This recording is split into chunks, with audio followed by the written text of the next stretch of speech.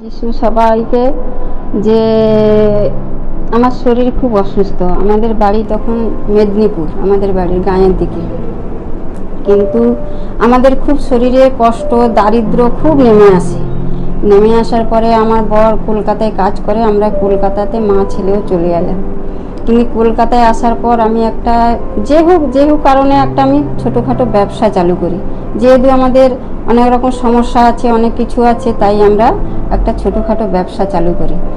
সেই ব্যবসা কিন্তু চালু করেছি আমার এই শরীরের কষ্ট নিয়ে চালু করেছি।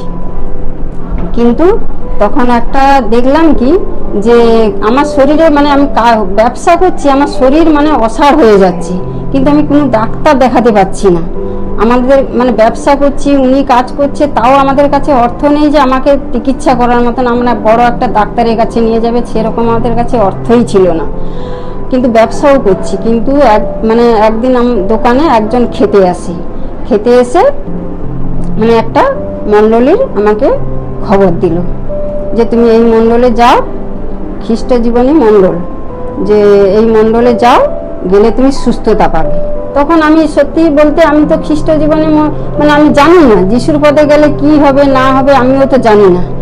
তো আমি মানে খবর পেয়ে, আমার বর খবর দিল, খবর পেয়ে আমি এই মণ্ডলে আসি।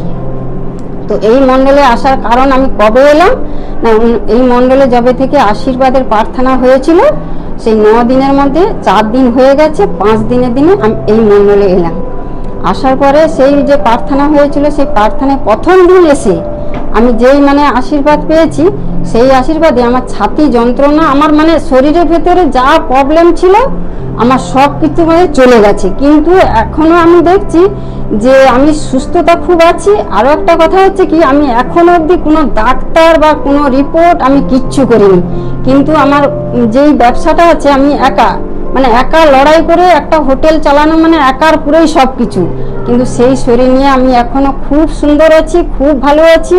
প্রভুকে ধন্যবাদ দিই যে আমার সেই প্রবলেমটা ছিল, আমি একবার ডাক্তার দেখিতে বলেছিল যে আমার হার্টের প্রবলেম, মানে আমি কিছুতেই সুস্থ হতে পারবো না, আমার অনেক টাকার খরচ হবে। কিন্তু আমি কলকাতায় এসে মানে এই মণ্ডলীর খবর পেয়ে মণ্ডলে এসে আমি খুব সুস্থ আছি। আমার হাড়ের কিছু প্রবলেম নেই, আমার সব কিছু আগ পা গাইঠাই গ্যাস সব কিছু চলে গেছে। আমি এক ফোঁটাও আমি এখনো ওষুধ খাইনি, খুব সুস্থ আছি, খুব ভালো আছি। আর সেই হোটেলে আমি এখনো চালাচ্ছি। প্রভুকে ধন্যবাদই, প্রভুকে মানে কি বলবো, সে বলার মতো নেই। মানে এমনভাবে আমি আশীর্বাদ পেয়েছি এই আশীর্বাদের মানে এসে। সবাইকে জয় যিশু।